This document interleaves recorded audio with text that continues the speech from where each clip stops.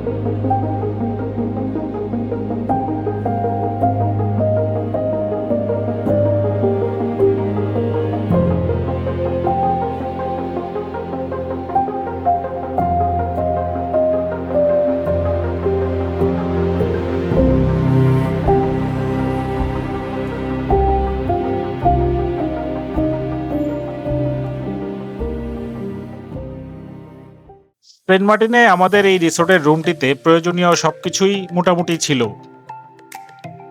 আর সবচেয়ে ভালো লেগেছে এর পরিবেশটা একদম শান্ত আর আরামদায়ক। আমরা ছিলাম সেন্ট মার্টিনের পশ্চিম বিচে।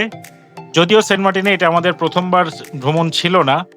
আমরা যতবারই সেন্ট মার্টিনে যাই সাধারণত বেশিরভাগ সময়ই আমরা পশ্চিম সাইডের বিচ সাইডে কোনো রিসোর্টে থাকাটাই প্রেফার করি। কারণ পশ্চিম বিচের সূর্যাস্তটা অসম্ভব রকমের সুন্দর, পরিবেশটা তুলনামূলকভাবে শান্ত, আর ফটোগ্রাফি আর ভিডিও করার জন্য এই দিকটা আমাদের কাছে পারফেক্ট মনে হয়। এই পশ্চিম বিচ এলাকায় ইদানিংকালে অনেক অনেক রিসোর্ট হয়েছে, কিন্তু যেহেতু আমাদের এই ট্রিপটা ছিল একটা বাজেট ট্রিপ, তাই আমরা খুব হাই এন্ডেড কোনো রিসোর্টে আসলে এবার থাকতে চাইনি। এবার বরং এটা এবার একটা মিড রেঞ্জ কিন্তু সি ভিউ রিসোর্ট, এমন একটা রিসোর্ট আমরা খুঁজছিলাম। তো এরকম খুঁজতে খুঁজতে আমরা শেষ পর্যন্ত এই রিসোর্টটাকে সিলেক্ট করি।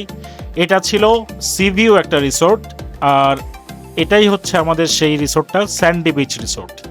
দেখতেই পাচ্ছেন রিসোর্টটা খুব একটা ফ্যান্সি না, খুব সাজানো গুছানো এমন কিছু না, কিন্তু সিম্পলের মধ্যে মোটামুটি সুন্দর বলা চলে। এই রিসোর্টে তাদের নিজস্ব একটা চারকোল রেস্টুরেন্ট রয়েছে। এই রিসোর্টে তাদের নিজস্ব একটা রেস্টুরেন্ট ছিল, রেস্টুরেন্টের নাম চারকোল রেস্টুরেন্ট। রিসোর্টের সাথে আসলে একটা রেস্টুরেন্ট থাকা সাধারণত গেস্টদের জন্য খুব সুবিধাজনক সেন্ট মার্টিনের মতো একটা জায়গায়, কারণ আপনাকে যদি আদারওয়াইজ খাওয়া দাওয়ার জন্য দুপুরের খাবার, সকালের নাস্তা বা রাতের খাবারের জন্য অনেক দূর পর্যন্ত যেতে হয়। তো এটা এই রিসোর্টের একটা প্লাস পয়েন্ট যে রিসোর্টের সাথে একটা রেস্টুরেন্ট আছে। যদিও এই রেস্টুরেন্টে আমাদের খাওয়া হয়নি, তাই আমরা আসলে বলতে পারছি না ওদের খাবারগুলো কেমন ছিল।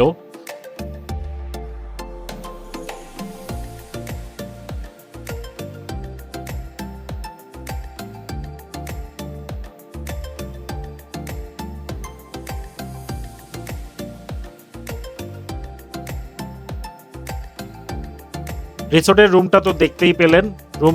এদের রুমগুলো বেশ বড় বড়ই ছিল, আর সাথে আছে অ্যাটাচড বাথরুম।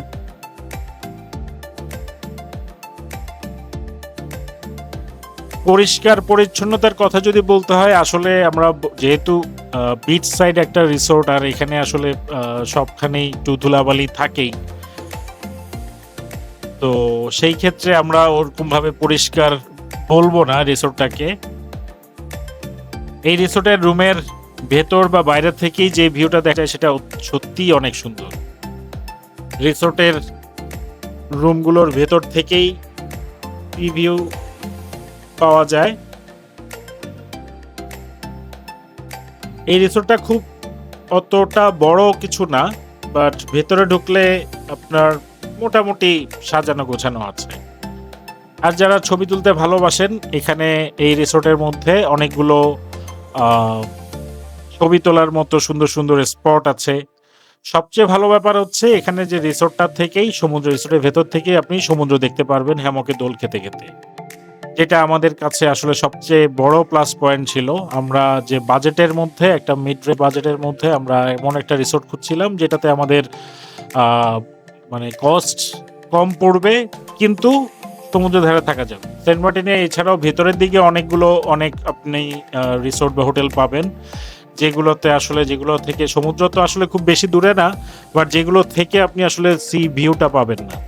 তো আর অন্যগুলো হচ্ছে যেগুলো একটু হাই রেঞ্জের রিসোর্ট যেগুলোতে আসলে আপনি সি ভিউ পাবেন কিন্তু কস্ট ও এবং বা অন্যান্য অ্যামেনিটিস গুলো খুব হাই ক্লাসের থাকে বাট ওখানে আপনাকে কস্ট দিতে হবে অনেক বেশি।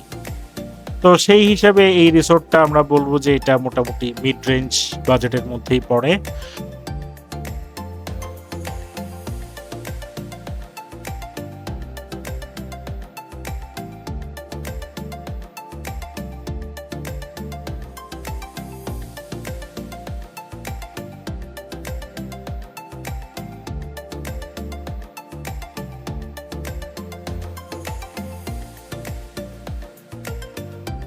তো বন্ধুরা এইটাই ছিল আমাদের রিসোর্ট থেকে বের হওয়ার ভিউ। দেখতেই পাচ্ছেন কতটা সুন্দর। আর রিসোর্ট থেকে বের হতে না হতেই সামনে এই যে দেখতেই পাচ্ছেন নীল সমুদ্র দেখা যাচ্ছে।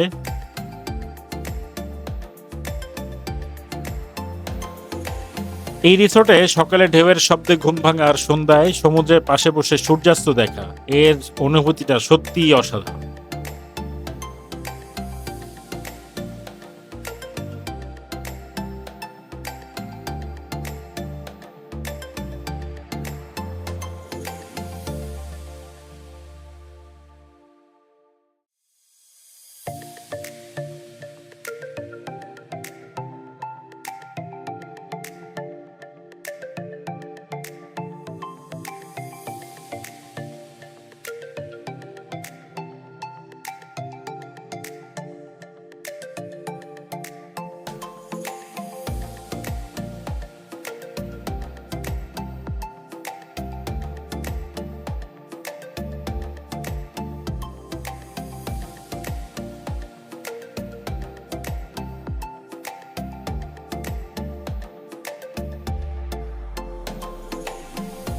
আমরা ২ রাত এই রিসোর্টে ছিলাম এবং আমাদের খরচ পড়েছে এখানে পার পারসন ৳৯০০ র মতো।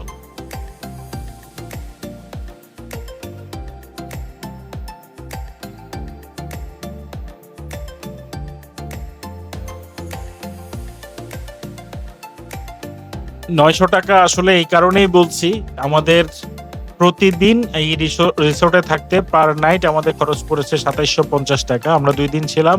আমাদের এই রুমের খরচ ছিল ২ দিনে ৳৫৫০০। তো সেই হিসেবে আমরা ছিলাম ৩ জন।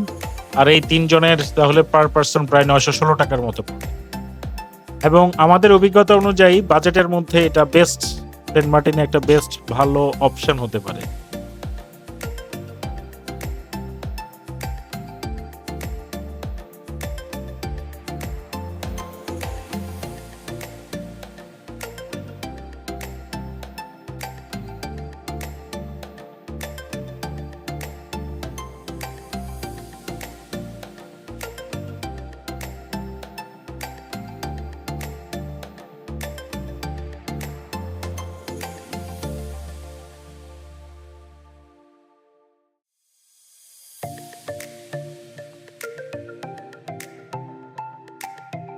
তো বন্ধুরা, আজকের ভিডিওটি এখানেই শেষ করছি।